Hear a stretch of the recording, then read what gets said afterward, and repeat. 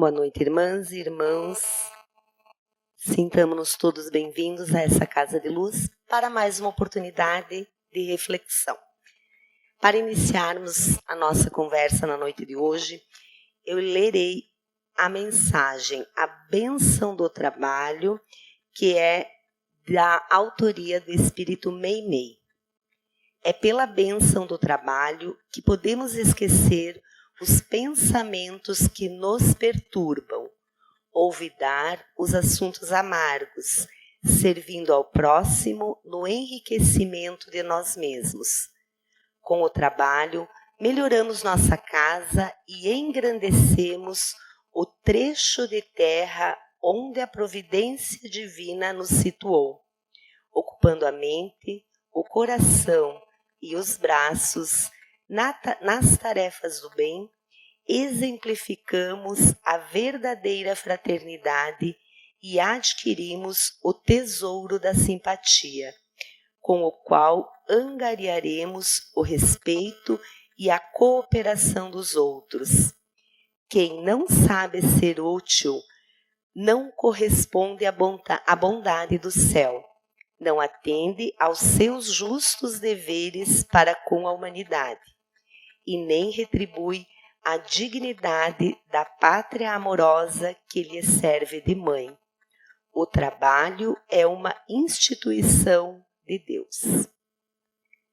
Convido a todos para que nós possamos, nesse instante, fechando os nossos olhos, nos desligarmos do mundo que nos cerca, para podermos nos abrir à intuição, trazida através dos espíritos amorosos que aqui se encontram, para que possamos nos conectar com os mesmos, de modo a recebermos toda essa energia amorosa que vem do alto. Que assim seja. Para a noite de hoje, eu trouxe o capítulo 26 do livro Conquista de Sentido Existencial, que está nesse livro Vitória sobre a Depressão, psicografado por Divaldo Franco e ditado por Joana de Ângeles, para que nós possamos conversar. Como todos nós sabemos, nós estamos no Setembro Amarelo, que é um mês em que a sociedade traz para que nós possamos discutir as questões do suicídio. E esse é um dos aspectos que diz exatamente coisas extremamente cruciais sobre as questões que nós deixamos de lado na nossa existência e que podem sim fazer com que nós deixemos de ter sentido para as nossas vidas e por vezes cometendo alguns equívocos extremamente graves. Joana de Ângeles, ela traz nesse livro, nesse capítulo, 3 tipos de pessoas, 3 atitudes, aliás, diante da vida que nós podemos ter. Que seria, desculpa, eu passei uma a mais. As atitudes existenciais. Atitude da miséria. E ela coloca 3 diferenças, 3 tipos diferentes de miséria. Quando nós falamos em miséria, nós comumente pensamos na miséria material. Sim, a miséria material é um fator que pode influenciar, sim, no desencadeamento de problemas emocionais, psicológicos. Porque quando uma pessoa sofre da falta excessiva de alimento, de acesso à saúde, de transporte, de estudo, de educação, ela tem sim o seu desenvolvimento prejudicado. No entanto, Joana nos alerta também para 2 outras misérias extremamente importantes. A miséria moral, que é uma miséria que hoje avassala a nossa sociedade. Que seria a miséria moral? Aquela miséria que nós trazemos dentro de nós, onde nós ofuscamos a verdadeira moral e nós deixamos de praticá-la para que nós possamos agir livremente, sem freios e caindo então em equívocos, em vícios, em crimes de todos os tipos. Essa Eu vou ler aqui para vocês. Aquela que se expressa através da perda de valores éticos, empurrando para abismos de degradação espiritual, de perda de dignidade e de consciência. Doença da alma que arrebata suas vítimas e as empurra para os crimes, vícios e condutas escabrosas. E isso acontece, de fato, na nossa sociedade. Nós vemos muitas pessoas que agem sem nenhum tipo de limite e sem nenhum código moral, ético de conduta, passando por cima de pessoas, cometendo crimes, indo contra a lei dos homens e contra as leis de Deus. E a miséria mental, que seria aquela alienação que faz com que o ser humano não tenha o domínio completo da sua razão e da sua consciência. Aqui nós podemos pensar nas pessoas que desde o seu nascimento nascem com alguma limitação mental que lhes dificulta, sim, a expressão na vida, a independência. Muitas pessoas têm algumas limitações mentais que fazem com que ela não tenha realmente consciência plena dos seus atos, que limita essa consciência. E outras pessoas que, através do uso de drogas, nós sabemos que comprometem-se mentalmente, destroem a sua capacidade mental e se tornam, então, pessoas alienadas. O que é uma pessoa alienada? Que ela está fora da realidade, que ela não se conecta com a realidade e que ela não é mais completamente dona da sua razão e da sua consciência. As pessoas equivocadas que utilizam drogas e cometem crimes, elas de fato estão alienadas. Elas perdem naquele momento a exata noção da realidade. Então, é um comprometimento que pode ser inato e pode também ser desenvolvido pelas más ações, pelas más escolhas do espírito encarnado. A outra atitude, que seria a atitude da produtividade, abarca a grande massa dos que trabalham, que aspiram a melhores condições existenciais, amealhando valores morais, intelectuais e econômicos com que edificam os lares e constroem as famílias e promovem a sociedade.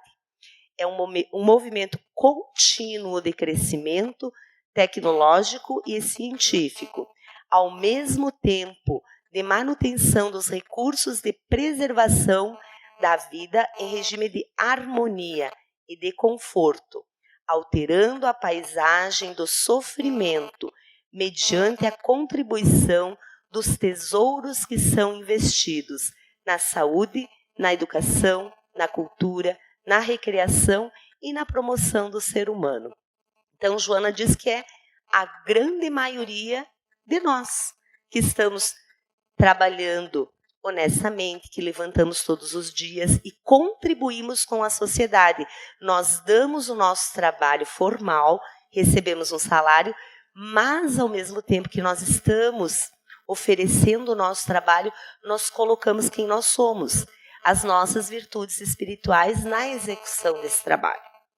E é essa que é a grande oportunidade de todos nós, que nós tenhamos essa oportunidade de trabalhar para que nós possamos nos desenvolver. E o outro tipo de pessoas, elas são aquelas pessoas que estão no ócio. Pessoas que estão saturadas em comodidades, em excesso, da bajulação enganosa, da facilidade com que fruem os prazeres que, por mais se renovem, não preenchem o vazio existencial. Assinalando algumas condutas, chega-se ao estresse, ao cansaço perturbador que destas desvariam e infelicitam. Vejam bem, aqui ela fala daquelas pessoas que, possuindo muitos recursos econômicos, não precisam trabalhar, não precisam fazer esforço nenhum. Então, como elas têm tudo com muita facilidade, elas chegam a se entediar, porque é tudo muito fácil. E o prazer, nós sabemos que quando ele é conquistado, ele tem um peso. E quando ele é fácil, nós já perdemos o gosto, já perdemos a graça. Porque o ser humano ele está sempre em busca de desafios. Então, pessoas que vivem fora dos desafios da vida, elas tendem a banalizar a própria vida. Nada tem graça, nada é interessante. E não são só as pessoas que têm recursos materiais. Porque daí nós vemos muitas vezes famílias que se dedicam e dão o possível para os filhos, mesmo que sejam famílias relativamente mais pobres, de forma que os filhos não se tornam responsáveis. Os filhos aprendem que não precisam trabalhar, que não precisam respeitar regras, que eles são atendidos em suas necessidades. Então, não necessariamente é o acesso ao bem material, é a educação que a família, que o próprio espírito já construiu dele mesmo, que vai fazer com que ele permaneça ou não no ócio, que é um desagrado, né? Porque nós fomos feitos para o trabalho. Joana diz, toda vida tem um sentido especial, um objetivo de evolução. Para cada um de nós existe um planejamento, para cada um de nós existe um objetivo nesta encarnação e nós precisamos procurar, buscar, descobrir. Joana diz bem isso. Nós precisamos fazer uma avaliação íntima para que nós consigamos descobrir, compreender qual é o nosso objetivo. Lá no Livro dos Espíritos, quando Kardec pergunta qual é o objetivo da encarnação, Deus lhes impõe a encarnação com o fim de fazê-los chegar à perfeição. Só peguei um pedacinho da resposta. Então, vejam, um objetivo extremamente profundo, extremamente difícil, que exige. Então, o que Deus nos proporciona? A oportunidade de nós voltarmos para continuarmos a caminhada. Mas para que a gente possa, hoje, como estamos, onde estamos, perceber, é preciso que a gente faça uma análise. Qual é o sentido da minha vida hoje? Para que nós estamos vivendo? Sim, nós estamos vivendo porque nós temos necessidades materiais, nós trabalhamos, enfim, tem uma série de necessidades. Mas, no fundo, tem que ter um móvel a mais, um móvel mais profundo, que é aquele que chega ao nosso eu verdadeiro, que é o nosso espírito. O nosso móvel não pode estar apenas situado nas questões materiais. Nós precisamos nos olhar. Como que nós vamos chegar a isso? Nos conhecendo. Se nós nos olharmos com sinceridade e fizermos esse processo de autoconhecimento, nós vamos descobrir muitas coisas sobre nós mesmos, nós vamos entender as nossas atitudes, nós vamos entender por que agimos da forma como agimos, mas precisamos ser honestos conosco. Não precisamos olhar o outro não precisa saber da nossa intimidade. É conosco. A partir do momento que nós iniciamos o processo, que eu pessoalmente acredito que não termina, porque é demorado, é a passinho, mas nós vamos nos conhecendo pouco a pouco. Por toda essa encarnação, provavelmente nós vamos continuando esse processo na vida espiritual, que nós vamos ter uma visão ampliada, vai continuar. É um processo que não termina, ele é contínuo. Então, nós precisamos ir nos conhecendo para que nós possamos escolher ou perceber, e penso que é mais perceber do que escolher. Só que se nós percebemos e não escolhemos aquele objetivo e não seguimos a nossa vida firmes naquele objetivo, também não tem, né? Qual é o objetivo da gente se conhecer? Se transformar. Se eu me olho, me percebo, me avalio, eu consigo perceber os meus defeitos, as minhas qualidades, a minha atitude tem que ser de ação. Eu preciso, compreendendo, conhecendo, transformar as coisas que a gente precisa transformar e potencializar aquilo que nós temos de bom. Será que nós não temos nada bom? Todos temos. Todos temos virtudes e qualidades que são só nossas e que nós podemos potencializar. Não importa se esse significado é de grande ou pequena importância. O essencial é que produza estímulo para a luta e desenvolva o esforço para superar as injunções provacionais em que se encontra.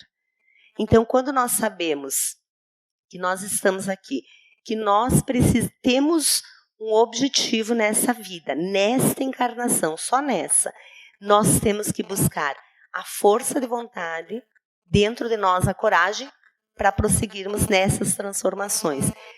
E aqui Joana diz, não é que nós precisemos fazer algo enorme, gigantesco. Na nossa vida cotidiana, ali no nosso espaço, no núcleo familiar, no nosso trabalho, nós podemos desenvolver as coisas, fazer as coisas que nós viemos fazer aqui nesta encarnação.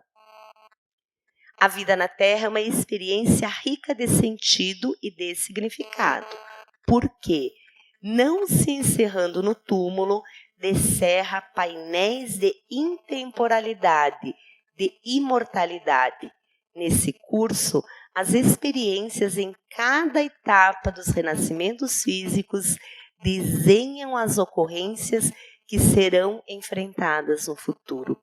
Esse entendimento, ele nos auxilia, porque muitas vezes, se nós pensarmos a nossa vida como uma vida única, termina no túmulo, a gente perde o sentido, porque nós vamos envelhecendo, a nossa vitalidade vai diminuindo, às vezes o trabalho formal nós não vamos mais fazer, porque não é só o trabalho formal que Joana nos diz que é trabalho, o trabalho de doação, o trabalho como estudo também é considerado um trabalho, quando nós utilizamos a nossa inteligência para o nosso crescimento, para o crescimento do outro. Porque quando nos aposentamos, que deixamos aquele trabalho formal, parece que a gente não é útil à sociedade.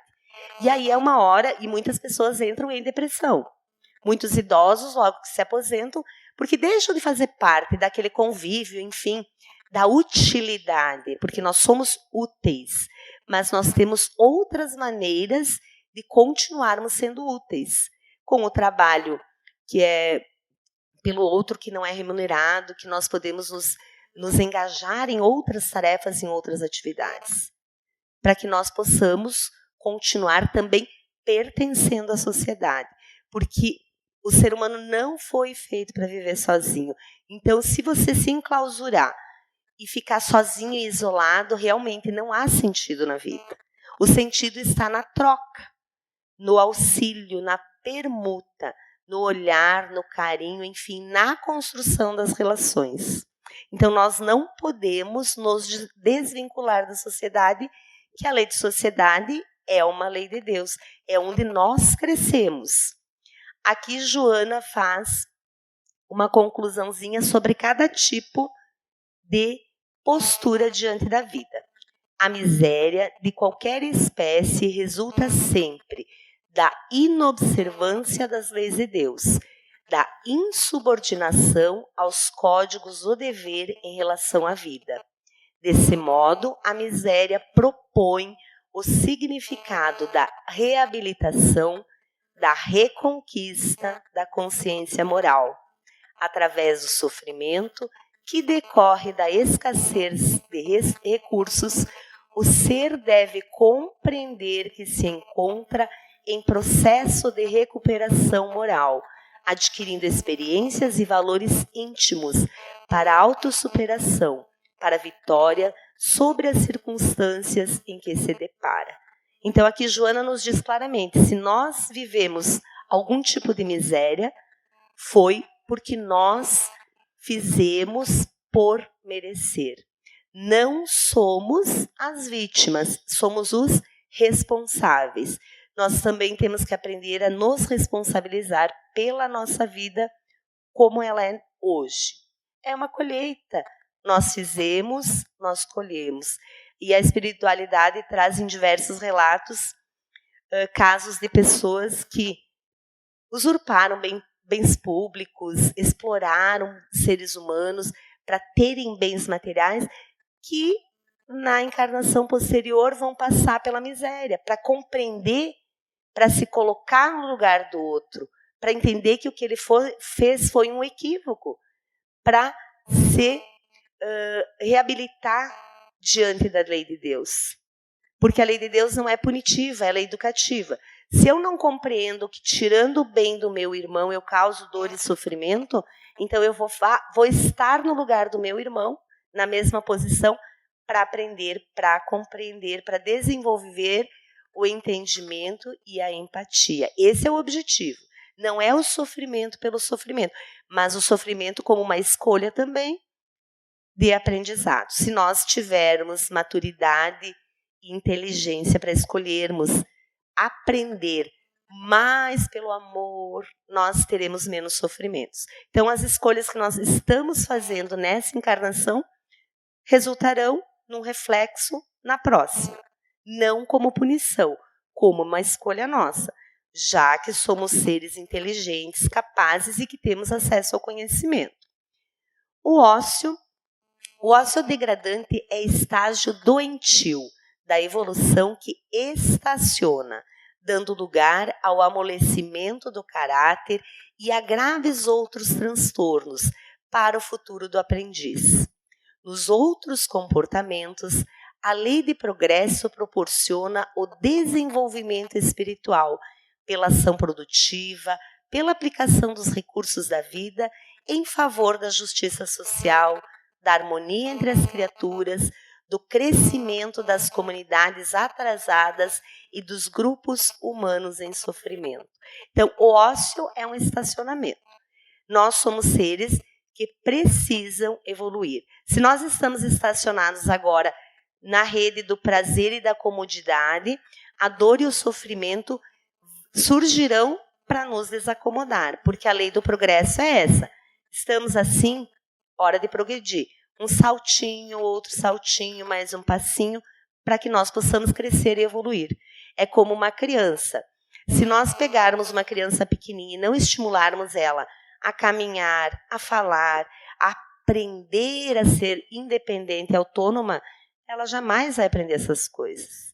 Então, Deus nos oportuniza, levanta, vai, enfrenta, para que a gente saia desse ócio, dessa acomodação, que é realmente uma coisa que só nos prejudica e não auxilia a humanidade. Qual é o nosso papel? Lá também Kardec questiona e pergunta, se nós chegarmos à perfeição, nós estaremos auxiliando toda a humanidade a melhorar e a chegar à perfeição. Porque somos todos nós juntos, porque as pessoas que convivem conosco não estão conosco por acaso. Estão porque nós nos comprometemos nessa jornada a estarmos aí, a partilharmos as dificuldades, a dividirmos as alegrias, mas a crescermos juntos. E essa imagem eu coloquei para que nós possamos refletir. Bom, a felicidade hoje no planeta Terra ela é relativa. Não seremos sempre felizes, porque é um planeta de provas e expiações. Nós teremos muitos outonos na nossa vida. Essa imagem é aquela imagem do momento em que a natureza se desmonta para depois renascer. Quando nós olhamos que agora já estão as flores florescendo, as árvores, enfim, nós vemos a vida voltando. Parece que o inverno escurece tudo, que até a Joana usa, né? O inverno da alma é uma expressão dela. O outono, então, aquelas folhas caindo, vem aquele inverno mais escuro, menos sol, a noite é mais longa, a gente vê menos pessoas, tem menos sol, o sol influencia o ser humano na alegria, no otimismo. Onde tem mais sol, tem menos depressão. São estudos, né? Então, que nós possamos olhar os nossos outonos e invernos pensando, se nós estamos passando por aquele momento, é uma necessidade do nosso espírito, para nós mesmos. E que nós possamos colher o ensinamento, compreender o que é a vida, o que é aquele momento, o que Deus está oportunizando que nós aprendamos. Para que quando a primavera chegue, nós nos tornemos mais fortes, mais sábios, mais amorosos, e para que nós olhemos para a vida com mais amor, com mais valorização. E valorizar a vida, porque a gente olha assim na sociedade, o que a mídia tenta colocar na cabeça, e muito dos jovens, assim, né, porque a gente como adulto já fica mais, né, é mais maduro, já não se deixa levar. Mas a juventude, é o prazer pelo prazer, e aí é bebida, são festas bem violentas, barulhentas, enfim, sabe? Então, nós precisamos ter um olhar mais cauteloso sobre também como a gente utiliza a nossa vida e valoriza. Como nós nos valorizamos como homens e mulheres, o autorrespeito, porque também o sexo é desregrado, parece que as pessoas não têm um valor especial, e Deus nos fez especiais. Então, para que nós nos valorizemos como seres humanos únicos, perfeitos, que Deus fez e que Deus oportuniza para que nós evoluamos, para que nós nos tornemos melhores. E para encerrar essa reflexão, eu vou ler então aqui o finalzinho do capítulo 26, onde Joana diz: a conquista de sentido existencial é proposta de Jesus quando afirma enfático: meu pai trabalha até agora e eu trabalho também. Incisivo, ele propôs a ação edificante para todas as criaturas, sem qualquer distinção, de modo que a existência transcorra útil e saudável para o indivíduo e a sociedade, que se promove com o seu esforço. Descobre deste modo o significado da tua existência em paz, evitando o tumulto que estressa e a abastança que produz o tédio enfermiço. Olha em teu derredor e age, acendendo a chama do entusiasmo íntimo, sustentado pelo combustível do dever, que te induz ao amor a Deus, ao próximo e a ti mesmo, com as bênçãos da saúde, sem qualquer transtorno emocional. Então vejam que Joana enfatiza, é no trabalho que nós encontraremos o lenitivo para as nossas dores, o sentido existencial. Esse trabalho que vai além do trabalho formal. E essa doação ao outro, ao nosso amigo, aos nossos irmãos, aos nossos amigos. Então, irmãos, que nesse instante, encerrando essa oportunidade de reflexão, nós possamos agradecer ao nosso Pai amoroso por confiar em cada um de nós, por nos oportunizar essa encarnação, por nos oportunizar os encontros necessários para as nossas aprendizagens, por termos uma saúde física e mental, por termos pessoas a quem amamos e que nos amam.